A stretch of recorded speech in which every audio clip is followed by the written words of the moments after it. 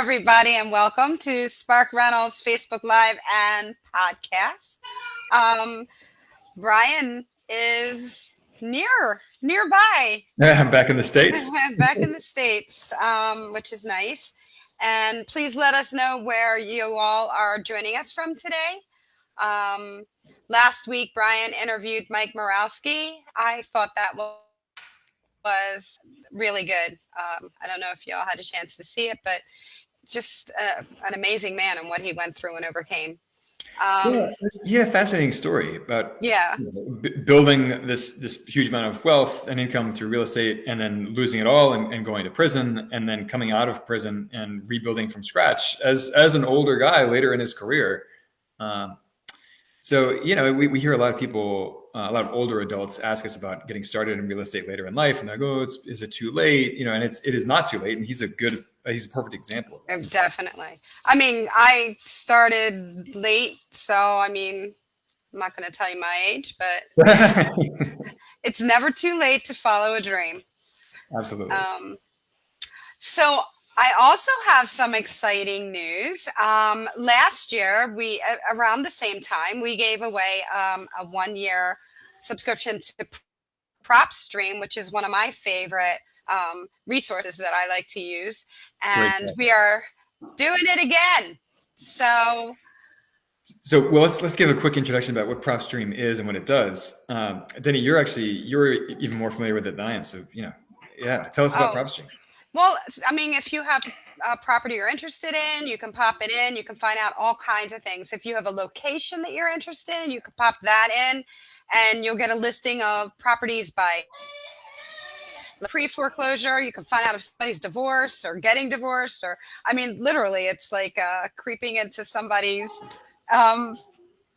details of their proprities. Because That's you sound creepy or anything. It's a good stalker property program. No, just kidding. It really good. There's so much information. They have other tools that you can, add on. There's a tool that you can literally get a quote on what it would cost to redo something in the home, or, these are kind of helpful, especially if you're flippers. There's so much. To start from the very beginning, it's software that helps you identify distressed properties that you can potentially get a good deal on. So, that's what you use it for. Yes. Sorry, forgot to add that part. Yeah, so it's designed to help real estate investors find good deals. So it lists local foreclosures, local tax liens, and divorces, and other sellers who may be open to a lowball offer in exchange for settling quickly. Right. So it's software designed to help you find good deals. And they also, I believe they launched a service that sends out mailers for you. Yes. Yeah. Yes, they do. Just check it out. It's worth just checking out. It's free they give like a more at least free trial. So definitely check them out. But we are giving away a year subscription. So I am going to give a link. And that's valued at what, like $1,100 is what they charge for? Yeah. It's expensive software. So, but very useful. I'm putting a link in the chat. And what you need to do is we're just asking you to complete a survey, a little quick survey about us. Did you put that in the Skype chat or in the BeLive or in the Facebook? I first put it in the Skype chat. Guys, I have not been feeling well, so I'm a little off my game. But definitely good for laughs. So definitely click on that link. It's a few quick questions and just asking you about our application, our landlord application. And in return, you'll be entered into a drawing. When are we doing the drawing? It's next Tuesday. Is it that soon? Tara, if you're out there, just chime in on the chat and let us know when we are actually doing the drawing. So, with that being said, today we are going to discuss 6 tax moves to make before the end of 2021. Now, I don't know if y'all remembered last year, it was crazy because they were coming out with new laws and regulations and changes like late. Like it was well after the beginning of the year. I somehow think it's not going to be as bad this year, but I think we are going to see some of the same kind of stuff going on. And it is next Tuesday. Tara chimed in there. Thanks, Tara. we will be over the Facebook Live next Tuesday. We will be drawing the winner. Yes. And the survey, it literally takes you like 60 seconds to fill out. So, yeah, fill it out for a chance to win over $1,100 worth of software. Right. And yeah. So this year, so now we're going to talk about some tax moves you want to make. So Brian, with that being said, why don't you tell us one of the first things that we should definitely maybe look into here? Well, so one thing that is not a surprise, the one thing that you've probably heard everyone talk about before is contributing to a tax sheltered account. Now that you can do in most cases until actually April 15th of the following year for 2021. So those include IRA, 401k, 529 plan for your kids' college fund, HSAs, etc.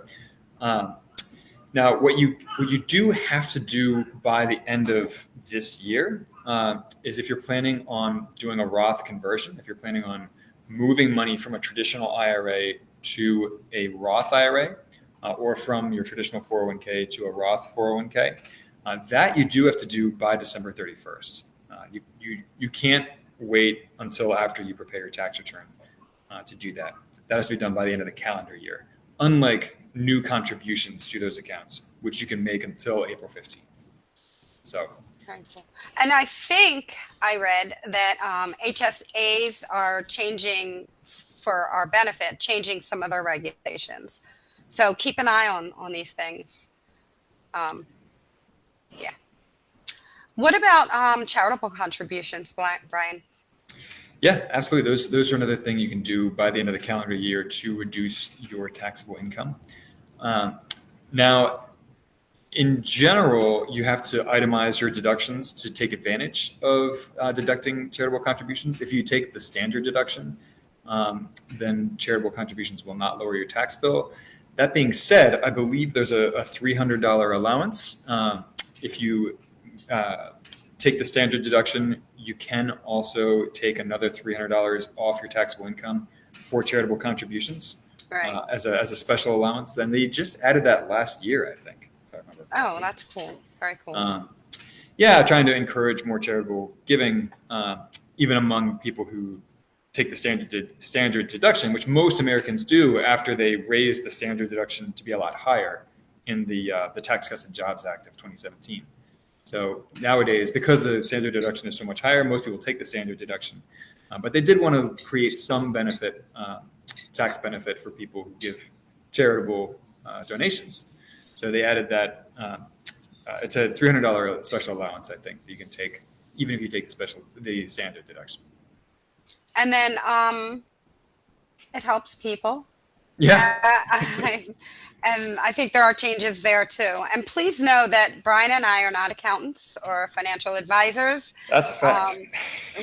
We're just going on experience, things we know, and we're bringing them to you. But obviously, if you have any questions, you want to make sure you talk to your accountant, or financial advisor. So I'm done with that. So another thing you can do as a real estate investor is you can consider doing a 1031 exchange to defer paying capital gains taxes on any properties that you have sold recently. Now, there are some rules that you need to follow with 1031 exchanges. If you've never done one before, you do need to understand these rules. So first of all, you have to declare a replacement property within 45 days of selling the old property. Now, you do get a little bit of leeway. You can name up to 3 replacement properties and only have to pick one of those. Wow. But you must settle on the new property within 180 days of selling the old property. So within 45 days of selling, you have to declare a replacement property, and you can declare up to 3 different options. And then within 180 days of selling, you have to settle on buying the new property to replace it. And you also have to take the proceeds from the sale of the old property, and that has to be held by a qualified intermediary. You can't take that money for you in your own account. You have to transfer that money directly from the settlement of the old property to an intermediary to hold it in escrow for you. And then the money goes from the intermediary to the settlement of the new property. Nice. And we do have an article detailing this stuff. It's going in now? Yeah, there's a lot to know about 1031 exchanges. So yeah, if you've never done one, they're a bit complicated, but definitely beneficial. Absolutely. And you can keep deferring those over and over again. You can, just keep replacing and upgrading your properties and never paying capital gains taxes on it if you keep putting the funds towards new replacement properties. Nothing wrong with that. No, leave them for your kids. And then the what's it called? The cost basis will reset upon your death. So your kids don't end up paying capital gains taxes on them either. See, these things are good to know.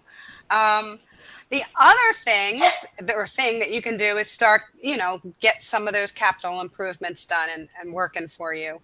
Now, capital improvements are different, right, Brian, than repairs, simple repairs. They definitely are larger expenses, right? I'll let you explain. Right. So repairs, you can deduct 100% of the cost this year.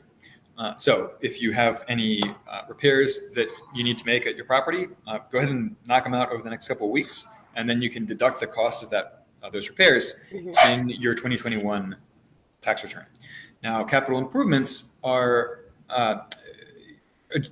changes to the property or the work on the property that extends the life of the property or expands the value of the property. So, for example, if you put on a new roof on the property, that is a capital improvement because it extends the life of the property.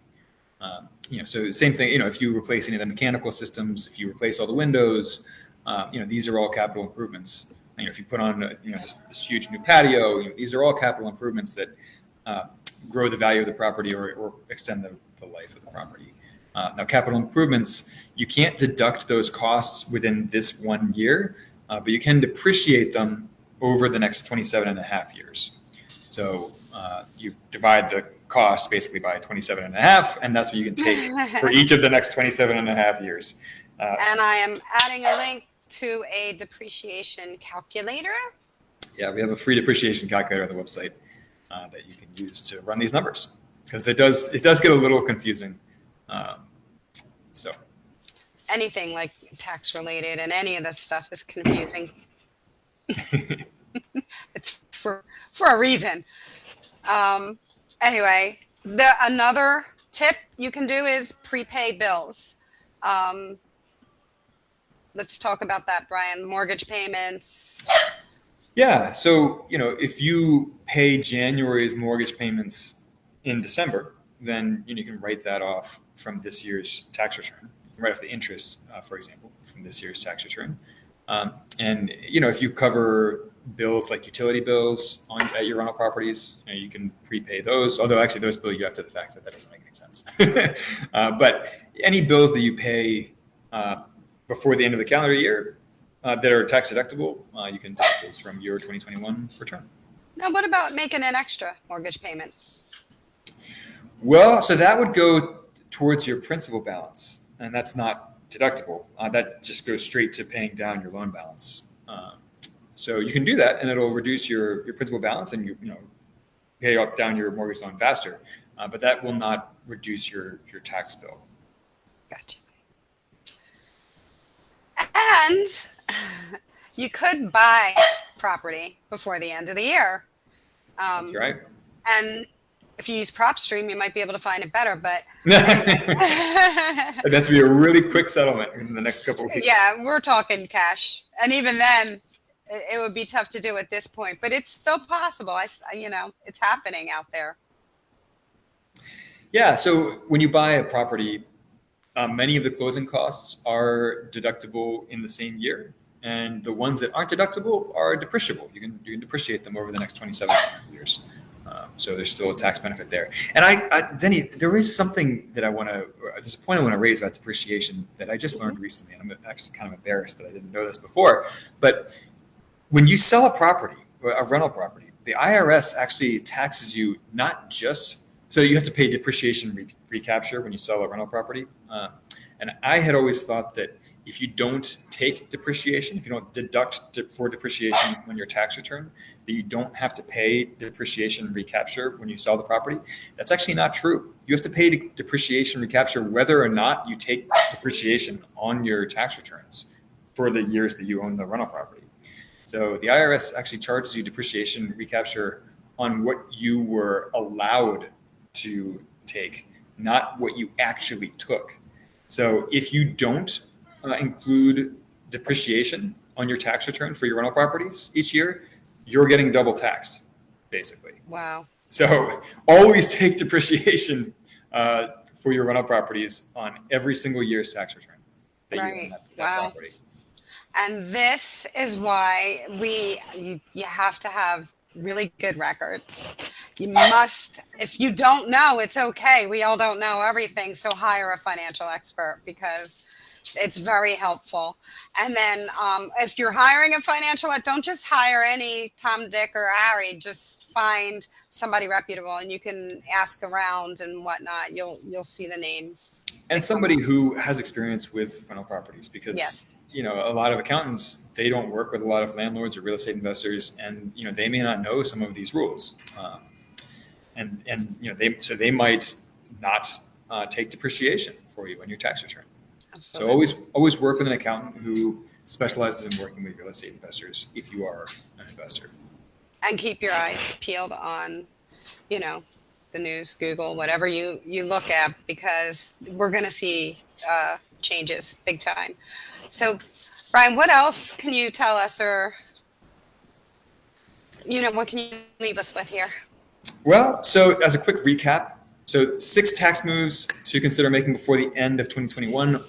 First, contribute to a tax sheltered account, whether that's a retirement account or an education account or an HSA, or consider doing a Roth conversion, you know, converting money from your traditional IRA to your Roth IRA. 2, make charitable contributions. You do have an allowance to deduct those, even if you take the standard deduction up to a certain limit. I believe it's $300.